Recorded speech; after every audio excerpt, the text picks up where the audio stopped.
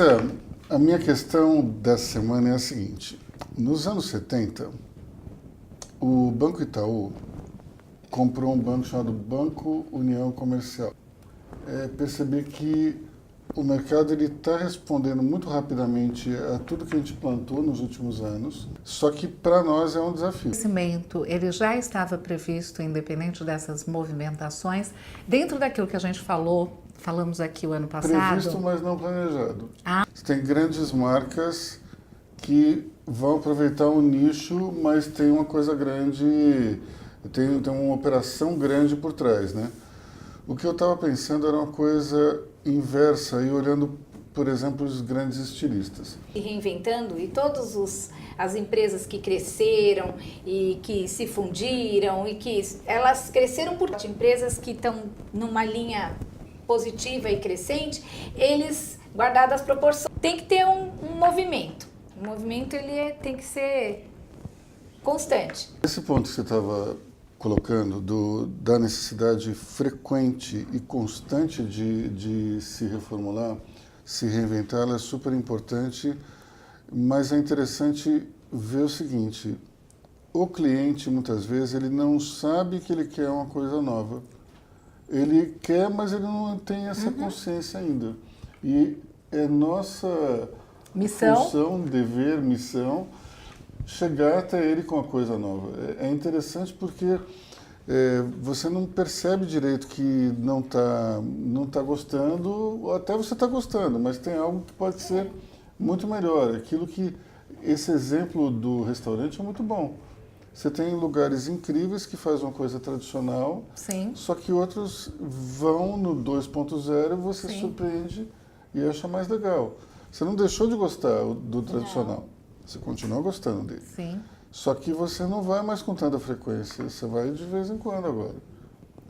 Essa questão na nossa área que ela é crucial. Se não mudar antes que essa insatisfação tome conta do cliente, danou-se. Quais são as ferramentas hoje que vocês usam para identificar que o cliente está nesse ponto ou próximo desse ponto? Que de repente aquilo que vocês entregam é muito bom, não é como um restaurante bom, tradicional, mas que ele começa a despertar para outras possibilidades. Ou é hora, por várias evidências que vocês mapeiam e que têm isso pela experiência, porque eu acho que a experiência ela traz essas vantagens. O mapeamento, o antecipar, o que ofertar, como conduzir. Então, quais são os indicadores, como é que vocês fazem isso? Do meu lado, eu te diria o seguinte: eu não tenho muitas ferramentas para isso, não. Eu acho que para mim é um pouco mais fácil. E eu faço, Poderia, Do meu lado, não tem muita. Ela acho que tem. Eu acho que o que nos faz estar muito atento aos movimentos é que eu faço muita reunião e eu falo muito com as pessoas. Então, isso me faz o tempo todo perceber o que o cliente quer, o que está mudando na empresa dele, o que ele está achando bom, o que ele está achando ruim, não só meu, mas do que está ao redor. Então, quando você está toda hora, está muito no mercado, isso não adianta fazer por telefone. Isso só rola pessoalmente. Determinadas conversas, elas só fluem pessoalmente.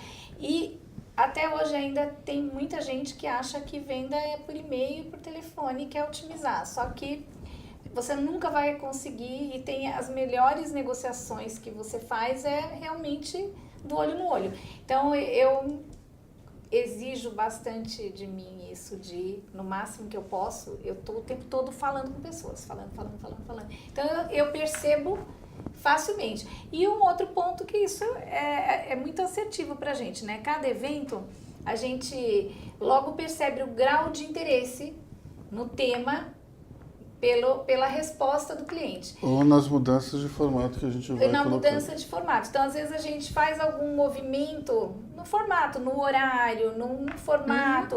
Ou, às vezes, é um movimento até aparentemente pequeno. Aí você percebe, né? Tipo, aqui parece que rolou melhor, as pessoas gostaram mais. Então, ao término de cada a gente também tem uma análise de como foi a resposta em termos de tempo de confirmação de presença, como foi efetivamente no dia a presença e como fluiu. E assim, a gente tem um ponto muito bom pra gente, que a gente não fez nada no ano passado que não tenha sido bom. Mas pra gente mesmo, a gente facilmente consegue identificar quais foram aqueles que foi assim, uau, que realmente foi mais impactante. Então isso dá pra você perceber. Mas eu acho que o ponto principal, e principalmente para ampliar e aumentar o tamanho do investimento que essas empresas fazem com a gente, é você estar muito perto deles. Muito perto, uma coisa que hoje, antigamente, nenhum cliente de patrocínio, dessa nossa área de conteúdo, quando investia, pensava em retorno de negócios. As pessoas pensavam em visibilidade de marca, nisso. Hoje não. Hoje, todas as empresas, do menor ao maior, eles querem resultado. Se ele vai fechar o negócio, aí o problema é dele, isso tá claro para eles. Mas se você não tiver capacidade de gerar um ambiente, gerar condições e apontar para ele oportunidades, acabou, você tá morta. Não tem mais. Isso começou com os clientes menores, porque quem tem menos dinheiro põe aquilo lá para ele, ele precisa, e hoje tomou conta. Empresas com faturamento de bilhões é o mesmo processo. Então, se você consegue mostrar cenários, trazer oportunidade, não é negócio exatamente, é oportunidade de negócio. Você vai estar presente no radar deles como um meio. Se você não for não tiver essa capacidade, você vai... Esse é um diferencial dentro da estratégia de vocês e dentro desse anseio de crescimento? E qual é o crescimento que vocês realmente objetivam para este ano? Ano passado a gente cresceu 100%. Esse ano a E gente esse ano? quer crescer mais que 100%. Mais que 130, Mais quanto? 150. 150, um bom número para começar o planejamento. No tamanho que a gente tá, a gente ainda pode ser assim... É crescimento... Vamos dizer, como a empresa ainda é relativamente, a gente pode dizer que é nova, uma empresa de 3 anos, né? O projeto em si... Ele... É um crescimento de Então, faturamento. você tá nesse momento ainda. Depois vai ser natural que você não vai, depois de, sei lá, de 10 anos, uma empresa achar que vai todo ano crescer 150%. E teve um problema também, o seguinte, a gente cresceu 100%, só que os custos cresceram. Então, o nosso desafio Sim, natural. Porque essa Tudo ideia... bem, base de custo zero. Mas a gente não pode crescer de novo 100%, mas aumentar custo 100%, porque aí a sensação é de não crescimento. De não crescer. Então, até para crescer tem isso, né? Que é um pouco da dor do crescimento. Você tem que ver o quanto esse crescer está numa linha que a tua estrutura pode se manter equivalente, não digo idêntica, mas equivalente, para de fato você ser palpável do tipo, cresci, né? A estrutura Esse ano que a gente teve o prazer de crescer, mas não teve o gostinho assim de sentir o impacto do resultado financeiro, porque a gente teve um investimento muito grande do portal. Sim. Então, assim, acho que o desafio maior esse ano, em termos de receitas, é que o portal, ele ande sozinho, né, em termos de receita, e que ele se pague sozinho, porque se isso acontecer, aí a gente consegue crescer esses 120 pelo menos por cento, 150, tendo o prazer de ver o resultado, porque ali de estrutura ele tá... Mas, por exemplo, a estrutura que vocês têm hoje, do jeito que está, organizada do jeito que está, com o custo que ela tem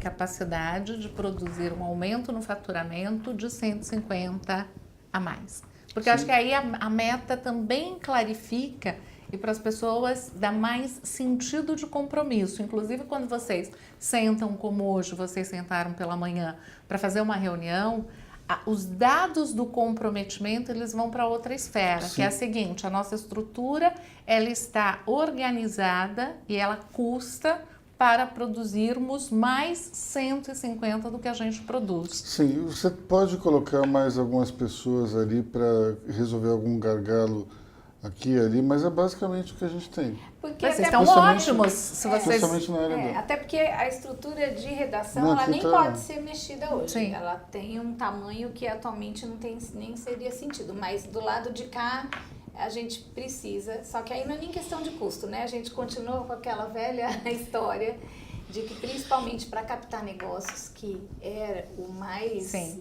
difícil desafiador. e é o mais desafiador, não existiu ainda não conseguimos Ainda- chegar na pessoa. Isso está no plano de Tá. vocês para 2019 Tá, e total. para conseguir fazer realmente esse crescimento acontecer. Sim, mas tem um passo anterior que é o seguinte. A gente quer ter receita recorrente e Sim. fazer com que a receita recorrente seja a edificação de tudo. Se a gente não Esse é tiver o ponto. isso, hoje a receita recorrente ela significa mais ou menos uns 45% do todo. Já é razoável, mas Mas ainda não é o O total. ideal era chegar, assim, para mim era imaginar ter 80% de recorrente. Sim. Então a gente vê claramente que tem essa possibilidade Sim. de chegar a esse número que ela pensa, esses 80%, Isso pode ir para perto. o planejamento? muito perto. E vocês podem colocar isso no planejamento, Sim, sim. estruturar isso como uma estratégia. Olha, se você contabilizar o que a gente teve de renovação de filiados, mais o que a gente teve de novos, se a gente mantiver o mesmo ritmo e aumentar um pouquinho só Aí a gente os consegue novos, chegar a gente nessa chega meta. talvez em setembro.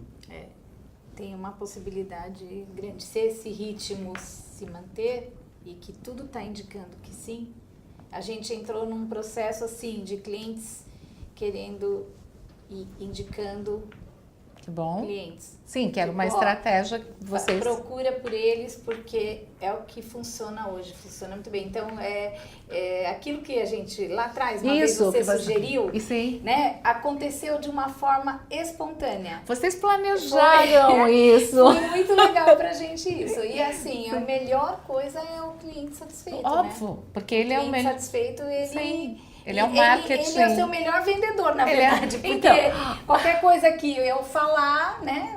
Você pode se vender. Aliás, esse é outro ponto. Exato. Que essa semana também a gente teve um caso que eu falei, você tem que tomar muito cuidado com o que você se propõe. E se você, aquilo que você está se propondo, você de fato vai entregar.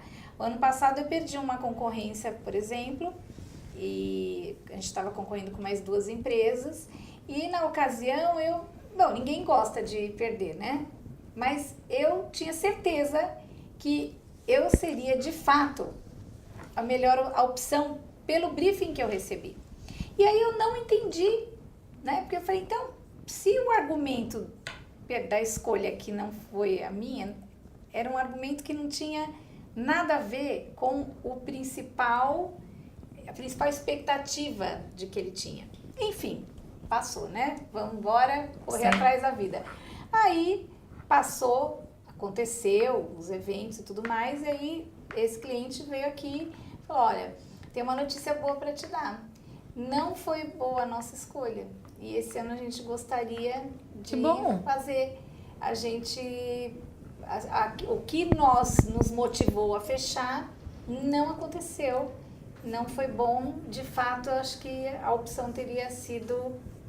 Então, isso é uma coisa assim que você fica feliz e ao mesmo tempo é uma coisa ruim, né? Porque o cliente, na medida que ele vai buscando opções e aquilo não funciona, ele começa também já a ficar com um tom de desconfiança do mercado em si. Então, você sempre, nunca é bom, né? Traz uma oportunidade, mas não é bom. Mas Eu penso o seguinte, Cris, tem uma coisa muito valiosa, que eu acho que é o Total. comparativo. sim, Porque na concorrência ou no mercado você tem um comparativo. Quanto mais o cliente tiver uma experiência comparativa, nossa. melhor para vocês, obviamente, sendo a entrega de vocês muito diferenciada Sim. da anterior. Então, às vezes, um cliente fiel que sai e faz outra compra, outra parceria, ele só vai descobrir Reforça. o potencial de vocês nessa experiência. Então, acho que realça ainda mais o que vocês têm de destaque. Agora tem um ponto interessante que é o seguinte, da onde vem Tem um esses ponto que eu tô aqui upgrades? querendo te perguntar, O que é a quê? dor, o sofrimento do crescimento. Porque esse crescimento não precisa ser sofrido, né? Ele pode ser prazerosamente vivido. Sim, pode, mas eu acho que tem uma coisa que é o seguinte. Talvez o apego, o medo. Não é isso. Para mim é o seguinte, uma ideia, ela custa. Uma ideia não é uma coisa que vem de Sim. graça. Vem muitas vezes de uma maneira eufórica, Uhum. porque você se toca de uma coisa que dá para fazer Genial. e que é uma coisa fazer na legal. hora, né? Sim. Só que, tirando alguns momentos eureka, ela é sofrida. Não é Por fácil. que Porque você fica focado e pensa, meu Deus, como é que eu vou operar? resolver isso? E eu não sou uma pessoa que gosta de copiar, embora Nem todo tudo se mundo cria. diga, olha, Isso. não tem nenhum problema, copia e tal, não sei o que, eu sei. Só que eu não gosto, eu quero ter uma ideia minha.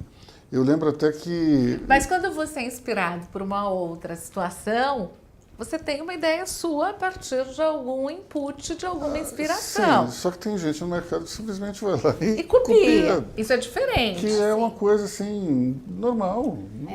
Todo mundo faz isso, não tem Às vezes copia nenhum melhor, pecado. Copia e dá pior. uma melhorada, né? Copia pior, copia melhor. Você vê, por exemplo, cópias ou ideias que não foram originais, Sim. né? Elas hoje são melhores do que as originais. O Google é melhor do que o Yahoo. Sim. O Facebook é melhor que o Orkut. É que eu acho que tem a cópia e tem a inspiração, né? Sim, Assim, tem às o vezes você se tom. inspira naquilo e cria uma coisa que você olhou para aquilo e disse, isso é legal, mas Sim. eu acho que eu poderia fazer algo Melhor.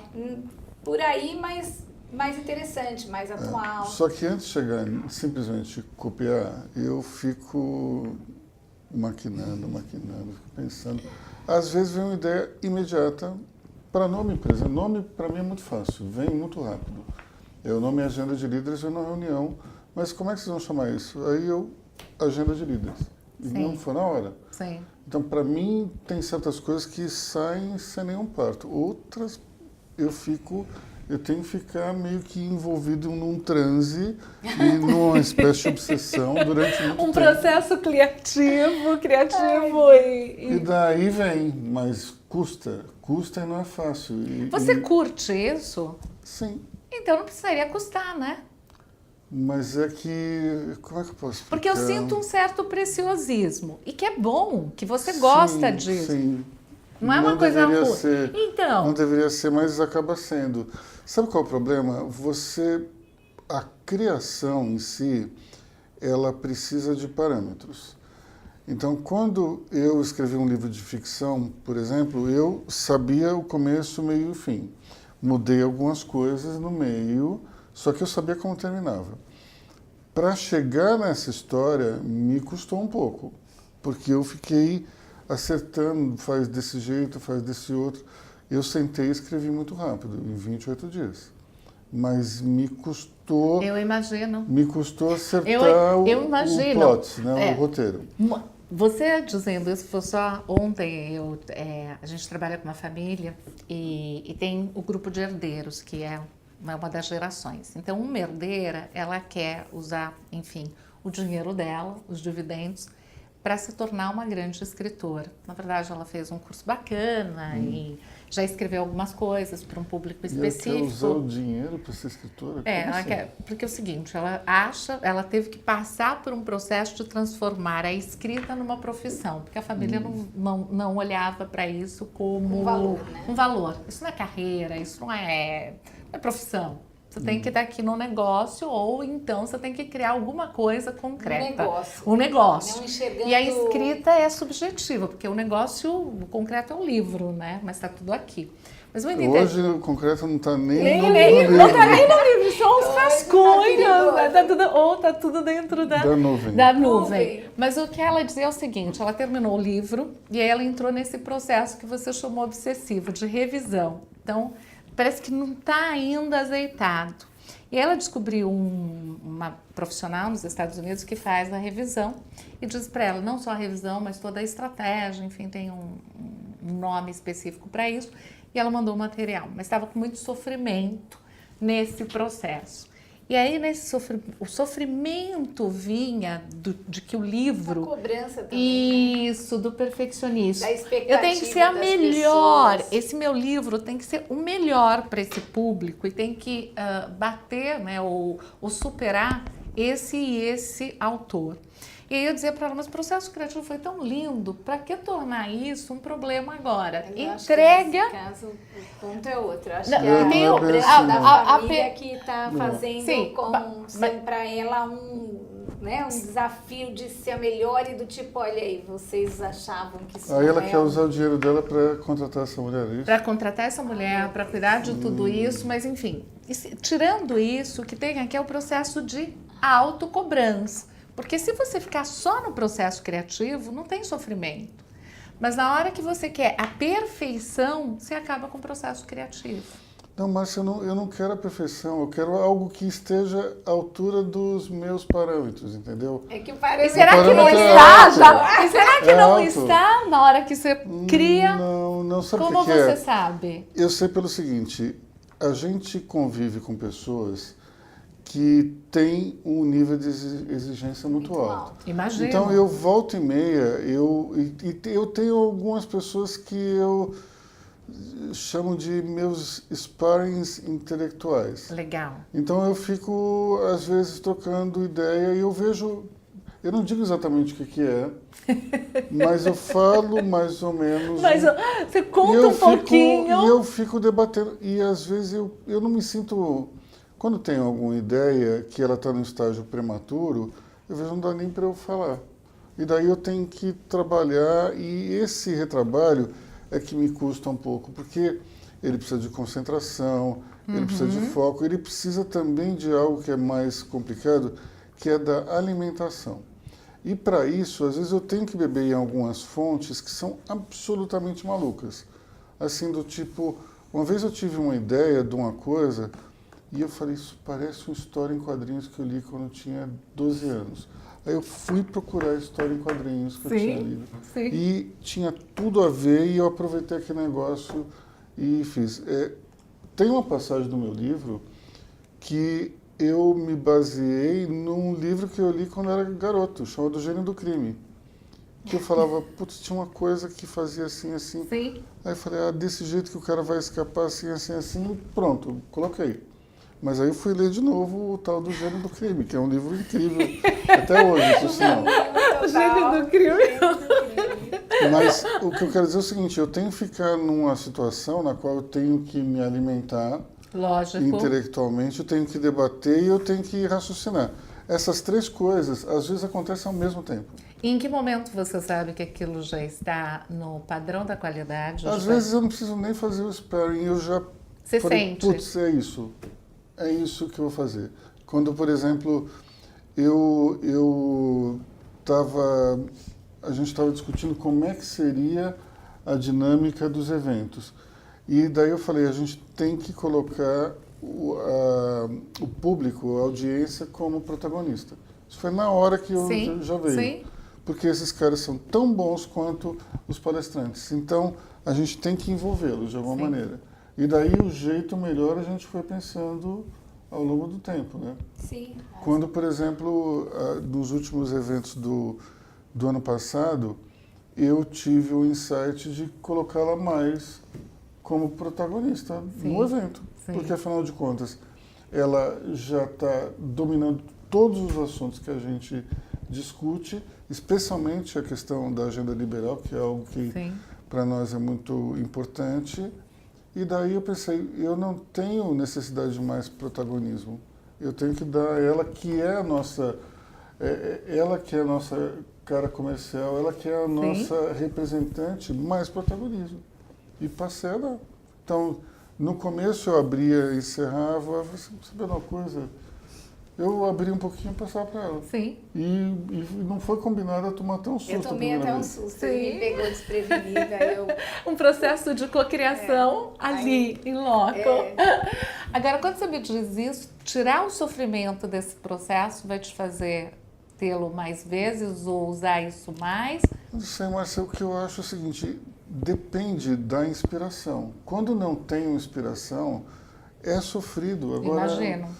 porque daí você tem que buscar aquilo que os escritores chamavam de 10% de inspiração e 90% de transpiração. Essa é a transpiração do processo. Às vezes chega uma hora que eu falo assim, putz, eu tenho um problema e como é que eu resolvo? E daí você fica pensando, isso me causa um sofrimento intelectual. Eu não sei se todo mundo é desse jeito, comigo é assim. Agora, não é que eu sou masoquista e fico ali, não, meu Deus, não é, mas Não, me imagino que custa não. um pouco. Eu fico ali...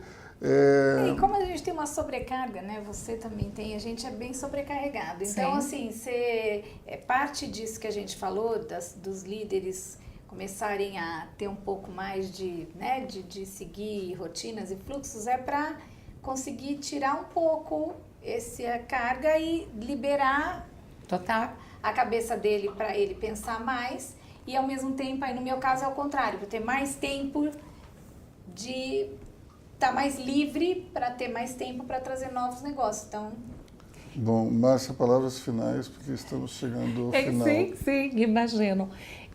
A gente pode firmar um compromisso desse planejamento e ir para um papel? Sim, né? E uma Fazer um estratégia. tratado. Isso, um tratado. com testemunha. Com testemunhas aqui presentes, porque eu acho que isso vai facilitar muito usar todas essas informações para compor esse planejamento. E isso pode trazer mais tempo para usar as habilidades que vocês têm, que são os pontos fortes para a empresa, de uma maneira mais fluida. Né? Então, se a gente tiver isso estruturadamente, esse crescimento que vocês me falaram, envolvendo toda a liderança, fazendo passo a passo, com fluidez, que vai ter movimentações no meio do caminho, mas já tem mais ou menos aquela direção de 2019 a 2020. Qual é o nosso planejamento estratégico? Acho que a gente poderia afirmar esse compromisso. Está firmado, então. Tá né? firmado. Ótimo.